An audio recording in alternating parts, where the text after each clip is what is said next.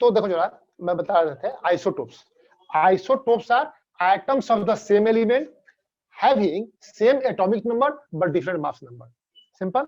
They have same number of electrons, same number of protons but differ in number of neutrons. हम बात करते हैं इसे hydrogen. तो हाइड्रोजन देखो किसी भी एलिमेंट में आइसोटोप्स नेचुरली अकर करते हैं, 2-3 आइसोटोप्स होते हैं इसके, है ना। तो hydrogen has 3 isotopes, protium, deuterium, है ना, और ट्रिटियम, 3 1, है ना। अच्छा देखो जरा, इसके लिए जेड क्या है 1, ए क्या है 1, ठीक है। You know that number of electrons is equal to atomic number 1, number of proton is equal to atomic number 1, number of neutron is equal to mass number minus atomic number 1 minus 1 0, ठीक है। तो ये पहला item hydrogen है और इसका isotope protium जिसमें neutron नहीं है ना, बाकी सब में न्यूट्रॉन होता है। तो यहाँ पर देखो जरा, जेड 1 है और ए इसका क्या है 2 है ना। तो इलेक्ट्रॉन कितना होगा एटॉमिक नंबर के इक्वल, प्रोटॉन कितना होगा equal to atomic number, neutron क्या होगा ए माइनस जेड, 2 माइनस 1 1, और यहाँ पे atomic number 1, mass number 3, electron is equal to atomic number 1, proton is equal to 1 and neutron is equal to mass number minus atomic number 3 minus 1 2, ठीक है ना। तो आपने देखा कि they have same number of electrons, सब में 1 है, same number of protons, सब में 1 है, but they differ in number of neutrons. Protium has no neutron, deuterium has 1 neutron and tritium has 2 neutrons. तो ऐसा भी आता है नेम isotopes of hydrogen, चाहे isotope which has only 1 neutron, no neutron, तो बता दूंगा, कोई बड़ी बात इसमें नहीं है, कर लोगे आप इसे, है ना। एक बात ध्यान देना कि एटम्स कुछ अनस्टेबल होते हैं और वो रेडियो एक्टिव हो जाते हैं, है ना, वो डीके करते हैं कुछ पार्टिकल्स को, बाद में पढ़ोगे इसके बारे में 10 क्लास में आप, है ना। तो उनके रेडियो एक्टिव होने का कॉज क्या है, तो सो मेनी रीजन है उसमें। एक रीजन क्या है कि प्रोटॉन और न्यूट्रॉन का रेशियो चेंज हो गया, है ना। इसे 1:1 है तो स्टेबल है, यहाँ 1:1 है स्टेबल है, लेकिन यहाँ पर रेशियो देखो जरा, ये न्यूट्रॉन इज टू प्रोटॉन 2:1 हो गया अब ना। तो ये रेशियो यदि बढ़े तो अनस्टेबल हो जाएगा। तो प्रोटियम और ड्यूटेरियम ये स्टेबल हो गया आइसोटोप, लेकिन ये रेडियो एक्टिव आइसोटोप है, इसलिए इसको रेडियो आइसोटोप भी कहते हैं, है ना, ठीक है। ये कंटिन्यूअस कुछ इसमें से इंटीग्रेशन इसका कुछ पार्टिकल्स का एमिशन होता है, ठीक है, इसके बारे में डिटेल पढ़ना है आपको 10 क्लास में, ठीक है ना। तो ये रेडियो आइसोटोप हो गया, सिंपल सी बात है। ठीक है, ऐसे ही बहुत सारे दूसरे एलिमेंट्स भी है जो कि इनका आइसोटोप्स होता है ना। जिस हम बात करें यदि ऑक्सीजन में भी होता है, 16 और 18 है मास नंबर, और 8 और 8 इसका एटॉमिक नंबर है। कार्बन का देखो जरा, कार्बन इसमें एक C12 है, C13 है और C14 है, ठीक है ना। यहाँ पे Z6 और A12, Z6 A12 है ना।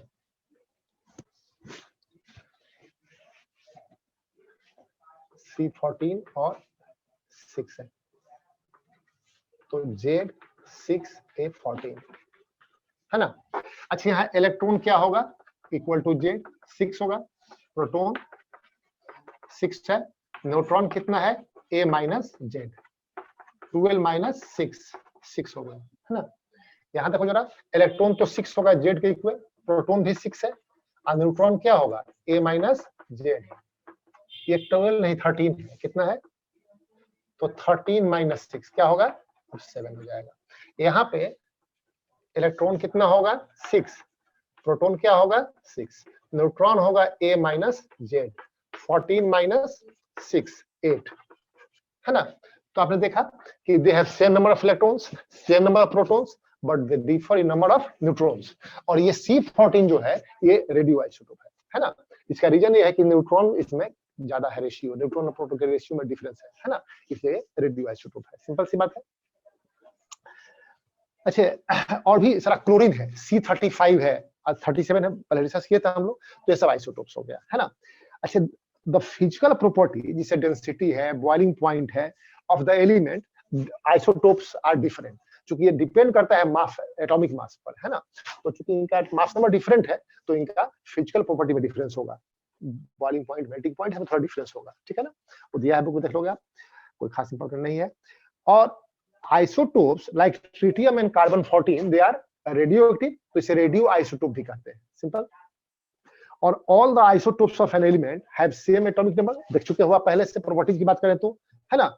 They have identical chemical properties because they have identical electronic configuration and same number of valence electrons, same valency. Isotopes occupy same position in the periodic table, है ना।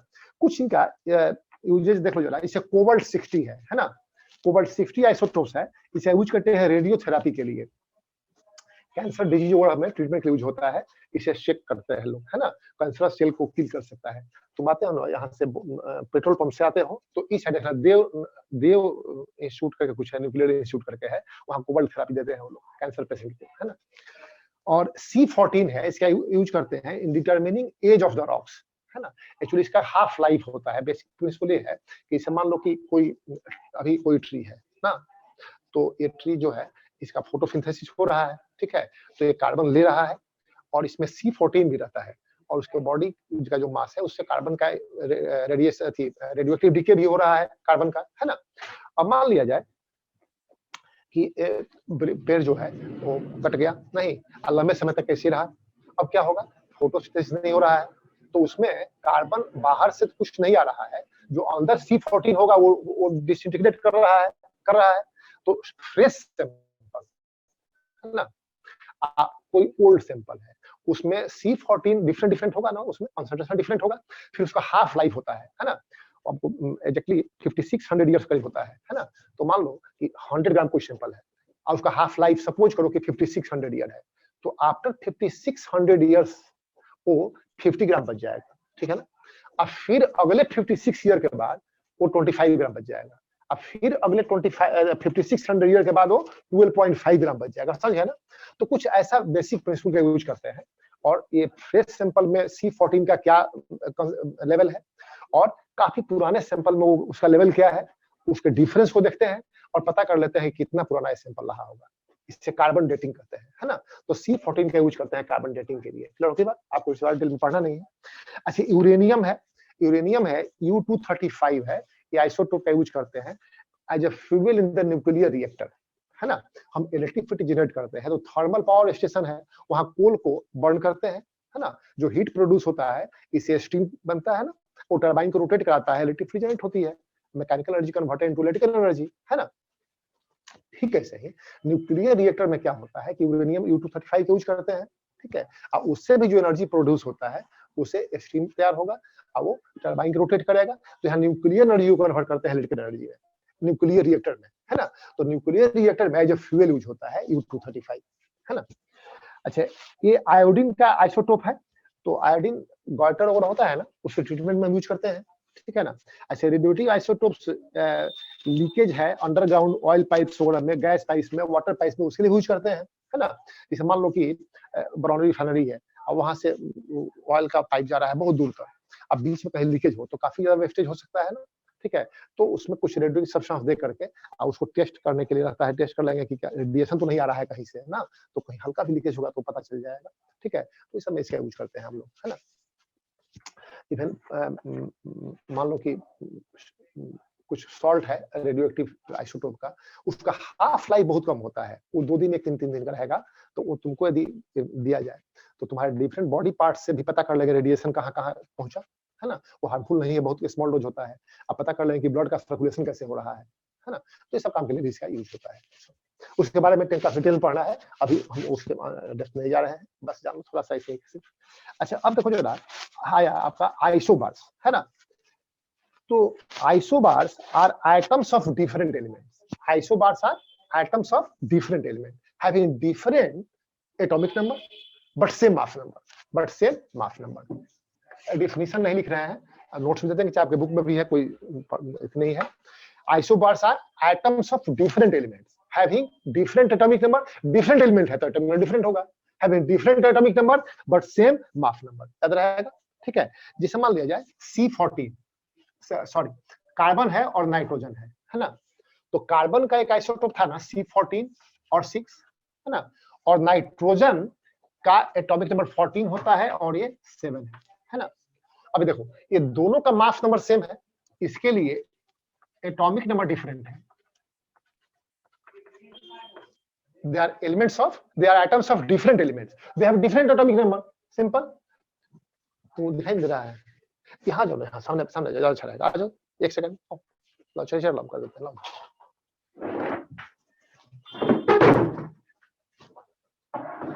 सामने रहोगे, हो गया। So simple.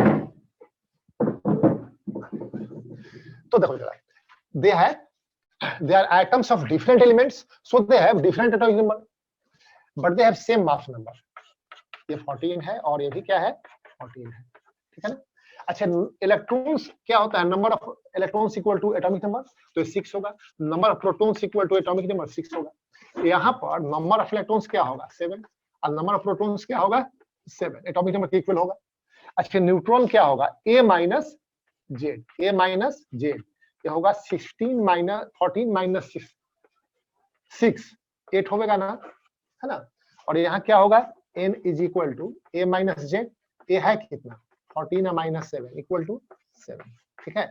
तो isobars have different number of electrons, different number of protons, different number of neutrons, but they have same number of p plus n,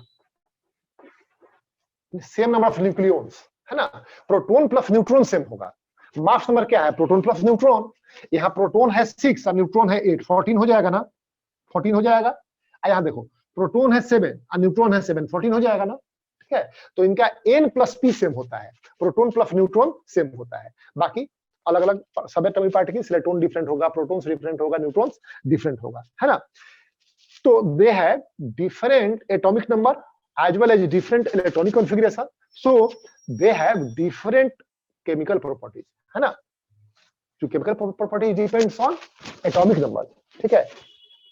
अच्छा, they have different number of protons, different number of electrons, but same number of p plus n, proton plus neutron का ratio same होगा। Clear होगी बात। ऐसे ही argon है और calcium है, 18 होता है इसका एटॉमिक नंबर, इसका 20 होता है, मास नंबर दोनों का 40 होता है, ठीक है ना। तो इसमें इलेक्ट्रॉन क्या होगा, 18 एटॉमिक नंबर के इक्वल होगा, प्रोटॉन क्या होगा 18 एटॉमिक नंबर के इक्वल होगा। यहाँ पर इलेक्ट्रॉन होगा 20, प्रोटॉन होगा 20। अब न्यूट्रॉन क्या होगा, A minus Z, 40 minus 18, 40 minus 18 22, यहाँ पर क्या होगा 40 माइनस 20, 20 होगा, ठीक है। तो they have different number of electrons, different number of protons, different number of neutrons, but p plus n is same. p 18 plus 22 40, अब p यहाँ 20 plus 20 40, सिंपल, ठीक है। इनकी केमिकल प्रॉपर्टीज डिफरेंट होती है, ठीक है ना।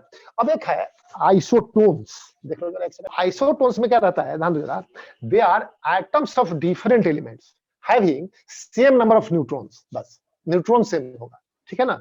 जैसे मान लिया जाए कार्बन है 14 6, है ना, ऑक्सीजन होता है 16 और 8, 16 और 8, ये आइसोटोन्स है आपस में, ये दे आर आइसोटोन्स, है ना। देखो यहाँ पे इलेक्ट्रॉन क्या होगा 6, प्रोटॉन क्या होगा 6, जेड के इक्वल होगा। न्यूट्रॉन क्या होगा 14 माइनस 6 8, है ना। यहाँ देखो इलेक्ट्रॉन क्या होगा 8, प्रोटॉन क्या होगा 8, और न्यूट्रॉन क्या होगा 16 माइनस 8, क्या होगा बोलो, ठीक है। तो न्यूट्रॉन सेम हो गया ना, ठीक है। तो इसे बोलते हैं आइसोटोन्स। क्लियर हुई बात। अब देखो एक बात कि मास नंबर हमने देखा कि p प्लस n है, ये हमेशा होल नंबर है, लेकिन एटॉमिक मास जब लिखते हैं तो फ्रैक्शन में आता है ना, फ्रैक्शन में लिखते हैं, ऐसा क्यों है ना।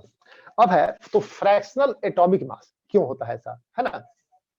देखो the mass number of an atom is a whole number, क्योंकि number of protons plus number of neutrons है तो हमेशा होल नंबर होता है ना।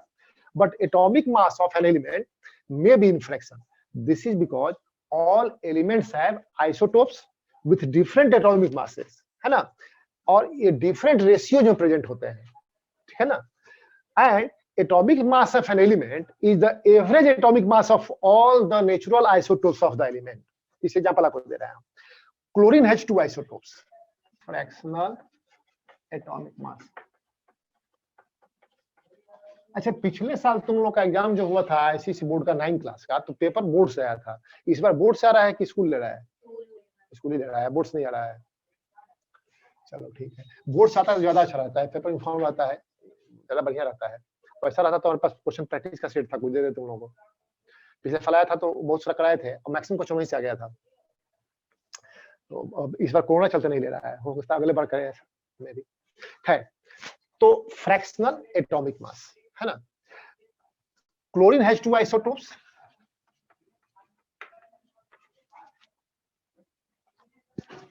तो कितना लिखा है, लिख देते हैं आइसोटोप्स ऑफ क्लोरीन। ये है Cl35 और 17, एक है, और दूसरा है Cl37 एंड 17, ठीक है। यहाँ मास नंबर होल हम लोग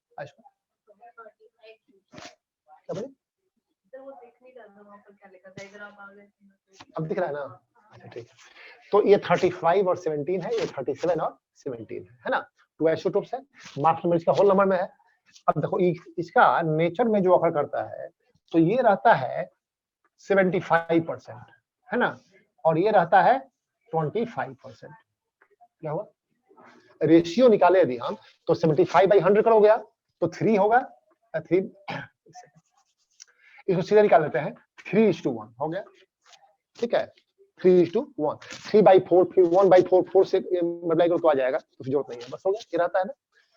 तो हम लोग अब क्या करते हैं कि इसका average atomic mass, average mass निकालते हैं, और हम उससे बोलते हैं एवरेज एटॉमिक मास। हम अक्सर एवरेज एटॉमिक मास नहीं करते हैं, एटॉमिक मास करते हैं, लेकिन वो एवरेज एटॉमिक मास है, ठीक है ना।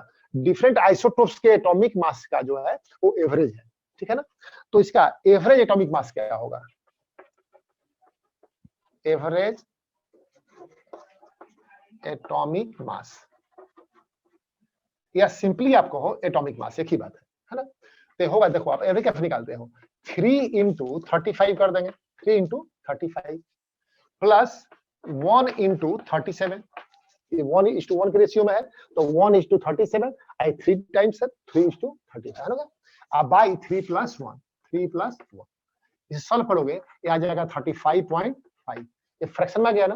फ्रैक्शन में क्यों आया समझ गया, क्योंकि हम लोग नेचर में जो एलिमेंट है ना उसके सो मेनी आइसोटोप्स होते हैं, डिफरेंट प्रोपोर्शंस में होते हैं, तो हम लोग उसका एवरेज मास निकालते हैं, इसे बोलते हैं एटॉमिक मास, ठीक है। एवरेज निकालते हैं तो फ्रैक्शन में आ जाता है, ठीक है ना। अब परसेंट में दिया रहेगा तो कैसे निकाल लोगे आप, ऐसे कर लोगे, देखो 75 ऐसे निकाल, 75 × 35 प्लस 25 × 37, ये 25 है इंटू 37। अब बाई कर देंगे क्या, 75 + 25 हो गया ना।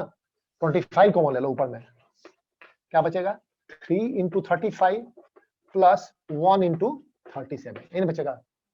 अब बाई 25 कॉमन ले लो यहाँ पर, क्या बचेगा, 3 + 1, ये कैंसिल हो गया ना। अब इसी के इक्वल आ गया ना, ठीक है। तो यह आ जाएगा 35.5, ठीक है। तो ये क्यों होता है फ्रैक्शन में, समझ गया आप इसे, ठीक है।